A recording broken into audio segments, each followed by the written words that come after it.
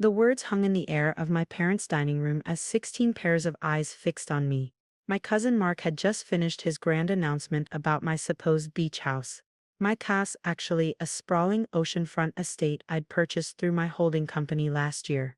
I'm James Anderson, 34, CEO of Horizon Developments. But to my family, I'm just quiet Jimmy who got lucky with some small real estate deals. They have no idea that I own half the coastline properties in 3 states. It's settled then. Aunt Patricia clapped her hands. The kids will love having their own beach for the summer. Jimmy dear, we'll need the keys by next week. I took another bite of turkey, maintaining my calm as I had for the past decade while building my empire in secret. The family had always treated me as the black sheep after I walked away from the family's small construction business to waste time on my own ventures. I can't wait to redecorate, my cousin Emma chimed in. That place needs a woman's touch. No offense, Jimmy, but bachelor decor isn't exactly family-friendly. If they only knew about the $12 million in custom furnishings or the smart home system that cost more than their houses combined. I glanced at my watch, right on schedule. Actually, I said quietly, reaching for my phone as it buzzed. You might want to see this. The local news notification lit up my screen. Breaking mysterious buyer of Crystal Cove Resort revealed. Local developer James Anderson's $300 million acquisition includes hotel marina and luxury residences. I turned the phone toward the table. The silence was deafening as realization dawned on their faces. The beach house they planned to commandeer was actually the centerpiece of the most exclusive oceanfront development on the East Coast. But that's not possible, Mark stammered. You live in that tiny apartment downtown. I smiled. The apartment above my office. That's just convenient for work. The beach property is where I host investors and corporate retreats. Speaking of which, the G7 Economic Summit is booked there next month. Mom dropped her fork. Dad's face turned pale. My brother-in-law Tom, who'd spent years mocking my failed career, suddenly found his plate fascinating. Jimmy, my father started, his voice shaking slightly. Why didn't you tell us? I took a slow sip of water, memories flooding back. The day I left the family business after Dad refused to consider my modernization proposals. The Christmas dinner where Mark announced I was too irresponsible to handle any real investments. Every family gathering where they dismissed my little projects while praising others' modest achievements. I did try to tell you, I replied calmly. Remember 3 years ago when I suggested the family company invest in coastal developments? Mark said, and I quote, leave the real business to people who understand money. The news continued playing on my phone. Anderson's Horizon Developments has quietly acquired over $2 billion in premium oceanfront properties. $2 billion, Aunt Patricia whispered.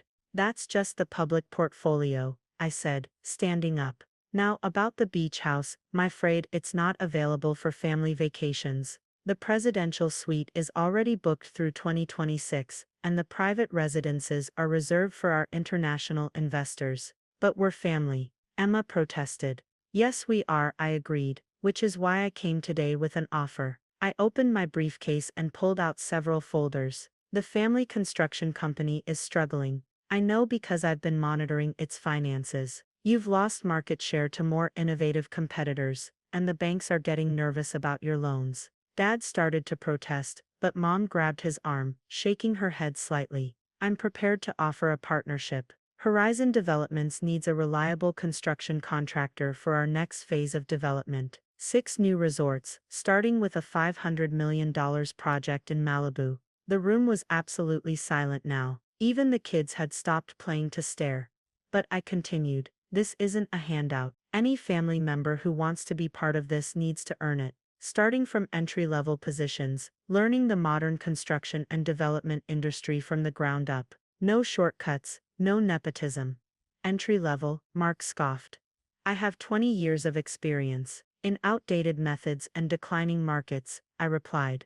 My companies use AI-driven project management, sustainable building practices, and integrated smart systems. Experience with hammer and nails isn't enough anymore. I placed the folders on the table. Inside you'll find employment applications and training program details. Anyone interested can submit them to HR by next Friday. Starting salary is competitive, but you'll need to prove yourselves like any other employee. And if we refuse? Dad asked quietly. Then nothing changes. I shrugged. You continue running your company your way. But the market isn't getting any easier for traditional contractors. Standing up, I straightened my jacket. I have a video call with our Tokyo investors in an hour. Thank you for dinner, Mom. The turkey was excellent as always. As I walked toward the door, my younger cousin Sarah, fresh out of college, and the only one who'd ever shown genuine interest in my work, spoke up. Jimmy. I mean, Mr. Anderson, when can I start? I turned back and smiled. HR opens at 9 a.m. Monday. Bring your degree and be ready to learn. The drive back to my office gave me time to reflect. A decade of calculated moves, living below my means while building an empire in secret, had led to this moment. Not for revenge, but for something more important, transformation. My phone buzzed, a text from Mom. We should talk, just us. Dinner tomorrow, 7 p.m. at Crystal Cove, I replied. I'll have the chef prepare your favorite salmon. Looking out over the city, I'd helped reshape. I felt a weight lift. The secret was out, but this was just the beginning. Now came the real challenge, teaching my family the difference between being given something and earning it. As I pulled into my reserved space beneath the downtown office tower, which I also owned, my phone lit up with notifications. The family group chat was exploding. Cousin Mark had already sent his resume to HR. Dad was asking about meeting for coffee. Things were about to get very interesting. The next morning, my office buzzed with unusual activity. Through the floor-to-ceiling windows of my penthouse office, I watched the city wake up, while reviewing security alerts from the lobby. 3 family members had already shown up. It's 7 a.m. Sir, my assistant Michael's voice came through the intercom. Your cousin Mark is insisting on seeing you. He's been here since we opened. I checked the security feed. Mark, still wearing yesterday's suit, clutched a leather portfolio like a lifeline. The man who'd spent years calling my business ideas cute little projects now looked decidedly less confident. Send him up in 20 minutes, I replied. And Michael, make sure he goes through standard visitor protocols. I smiled, knowing what that meant. Mark would have to surrender his phone, sign NDAs, and wait in the orientation room. A deliberately intimidating space with wall-to-wall screens, displaying our global projects and real-time financial data. While waiting, I reviewed the overnight reports from our international offices. The Maldives resort was ahead of schedule. Singapore had closed another acquisition. Tokyo wanted to increase their investment. The intercom buzzed again. Mr. Anderson, your cousin has completed processing. Also, your father and Aunt Patricia are now in the lobby. Keep them there for now. Send Mark in. The door opened, and Mark entered, looking significantly more humbled, after 30 minutes of watching our corporate empire in action. James, Mr. Anderson, he stammered, clutching his portfolio tighter. We need to talk about yesterday. I gestured to a chair. Sit. He sat, then immediately launched into what was clearly a rehearsed speech. Look, I know we've all been, let me start over. I brought my complete resume and portfolio, 20 years of construction experience. I can start immediately as a project manager or director. I held up my hand, stopping him mid-sentence. Did you read the folders I distributed yesterday? Well, yes, but surely those entry-level requirements don't apply to someone with my experience. I turned my monitor toward him, displaying his construction company's project history. Your last 10 projects, all residential, all using traditional methods, all running over budget. No experience with smart integration, sustainable materials, or modern project management systems. But the position you're qualified for, I continued, is junior project coordinator. 6 months of intensive training, followed by supervised project work. Starting salary is $75,000 with full benefits. His face reddened. That's less than half what I make now. Your current salary is artificially inflated by family connections, not market value. Here you'll earn based on performance and capability. This is ridiculous. He stood up. I'm your cousin.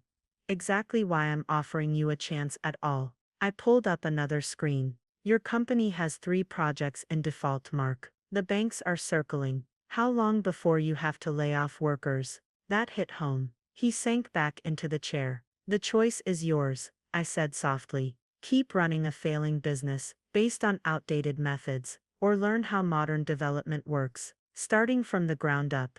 And if I accept, I slid a tablet across the desk. Sign the employment agreement. Training starts Monday. You'll report to Sarah.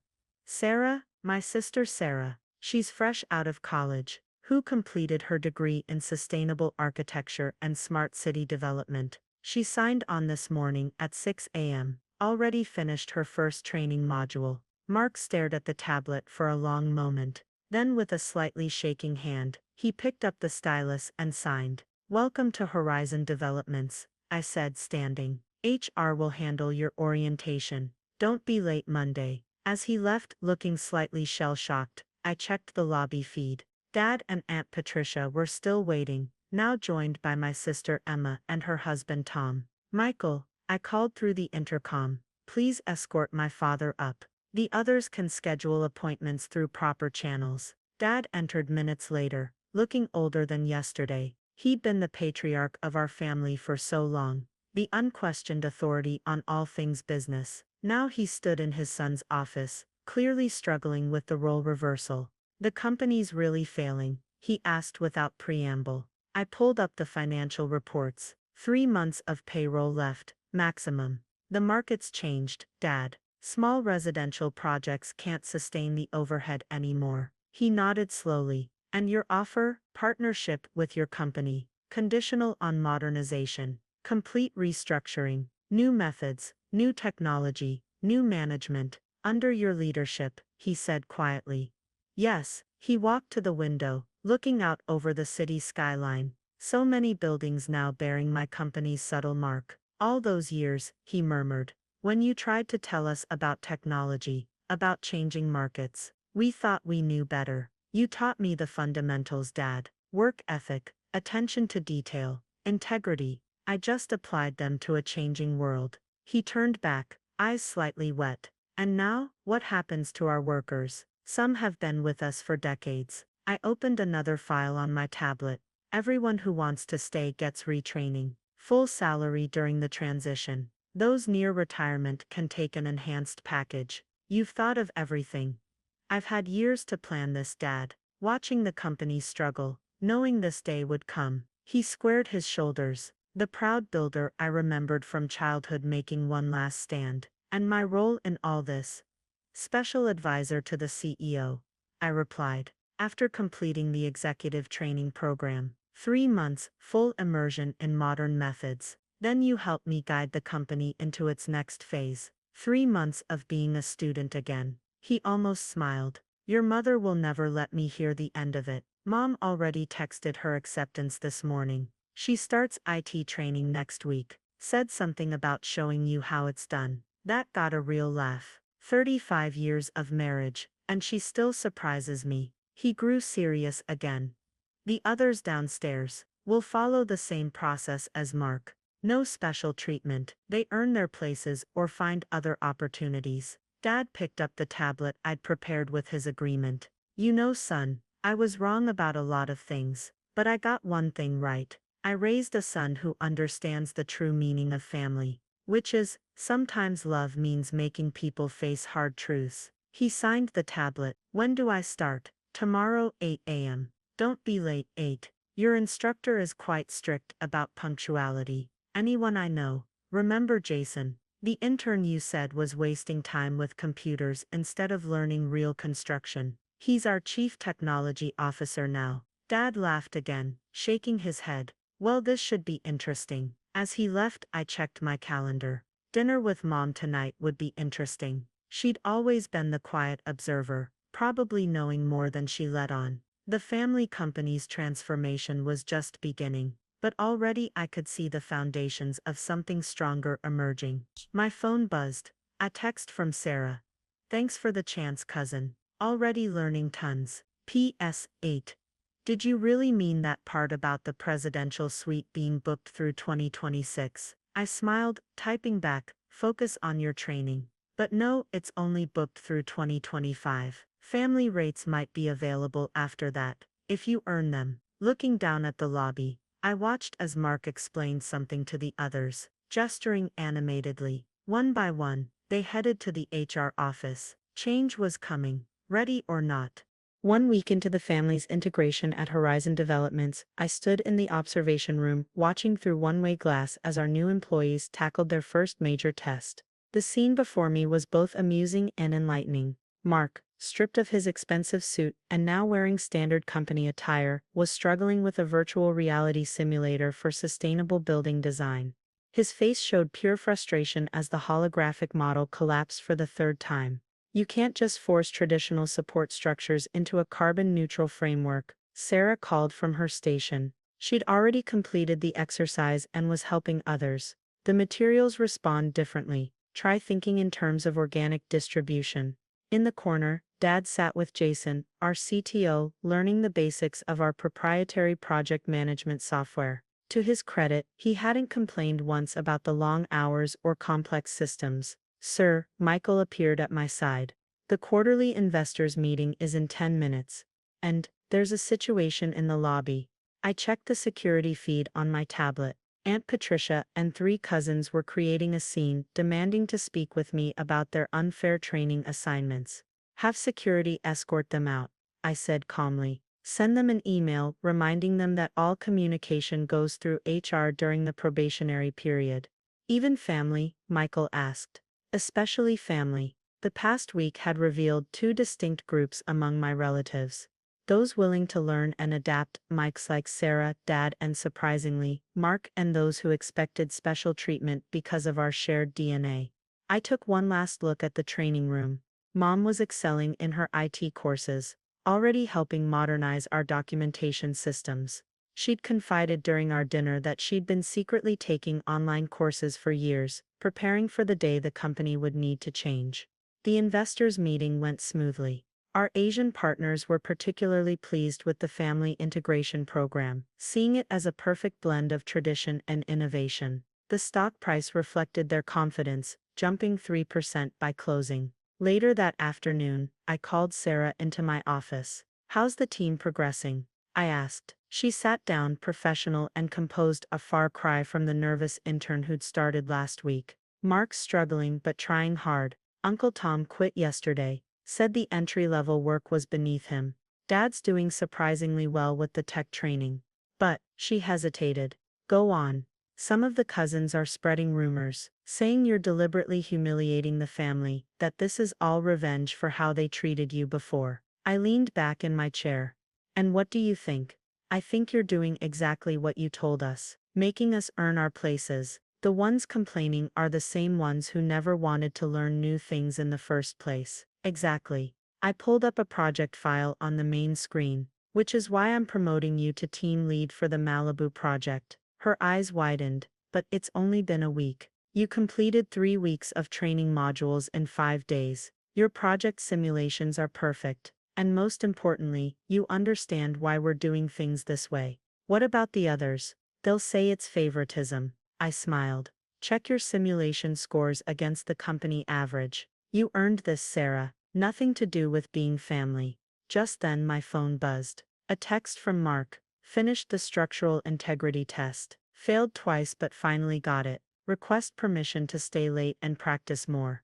See, I showed Sarah the message. The ones who really want to learn will find their way. That evening I made a surprise visit to the training floor. It was well past normal hours, but 5 lights were still on. Mark and Dad were working together on a simulation. Mom was deep in coding practice. 2 other cousins were studying sustainable materials specifications. I watched them silently, remembering my own late nights learning the business. The secret to success wasn't just about smart investments or market timing. It was about being hungry to learn, to grow, to evolve. They're really trying, Michael observed, joining me.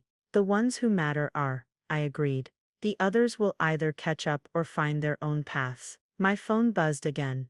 Aunt Patricia demanding a family meeting to discuss the harsh working conditions. I blocked the number without hesitation. The time for coddling was over. Sir, Michael said carefully, there's something you should see. He handed me his tablet, On it was a local business news article: family drama at Horizon Developments. Sources claim CEO forcing relatives into menial positions. Find out who leaked this, I said calmly. They've just violated their NDAs. Terminate them immediately. Already done, sir. It was your cousin Peter. He lasted 3 days in training before quitting. I nodded, then walked into the training room. The late-night crew looked up, probably expecting to be told to go home. Instead, I pulled up a chair. Who wants to learn about our next international expansion? For the next 2 hours, I walked them through real projects, showing how each element they were learning played a crucial role.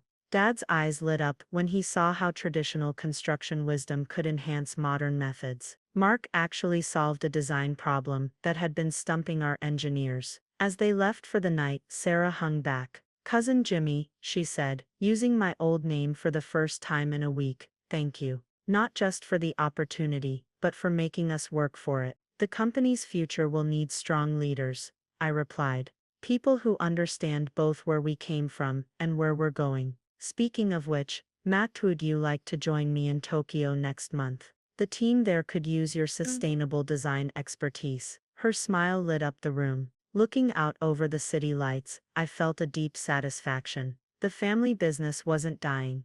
It was evolving. Those willing to evolve with it would help build something greater than any of us could have imagined alone. My phone buzzed one last time. I messaged from Mom: "Proud of you, son. Not just for what you built, but for how you're helping others build themselves." I smiled, typing back: "Learned from the best. See you at training tomorrow." 6 months after the Thanksgiving revelation, I stood on the rooftop helipad of Horizon Tower, watching our corporate helicopter descend. Sarah and Mark stepped out, returning from their successful presentation at the Malibu project launch. The transformation had been remarkable. Of the 16 family members who started, 8 remained, the ones who truly embraced change. They weren't just employees anymore, they were leaders. $800 million in pre-sales, Sarah announced, handing me the contracts. The sustainable design features sold themselves. Even the skeptical investors were impressed. Mark nodded, tablet in hand, and we're 20% under budget thanks to the new AI management systems. Remember when I used to call that fancy computer stuff? We walked to the executive conference room where the others waited. Mom had become our chief of operations, her hidden tech skills revolutionizing our processes. Dad, now fully embracing his role as special advisor, had found his sweet spot bridging traditional construction wisdom with modern innovations. "Time for the final phase," I announced, taking my seat at the head of the table. "As you know, today marks the end of the probationary period." The room grew quiet. They'd all earned their positions, but this meeting would determine the future structure of our family enterprise. "Horizon Developments is expanding," I continued. "We're launching 3 new divisions: Sustainable Developments, Smart Infrastructure, and Global Operations. Each needs a strong leader." I turned to Sarah. "Sustainable Developments is yours. Your designs have already changed industry standards." She straightened, professional but unable to hide her smile.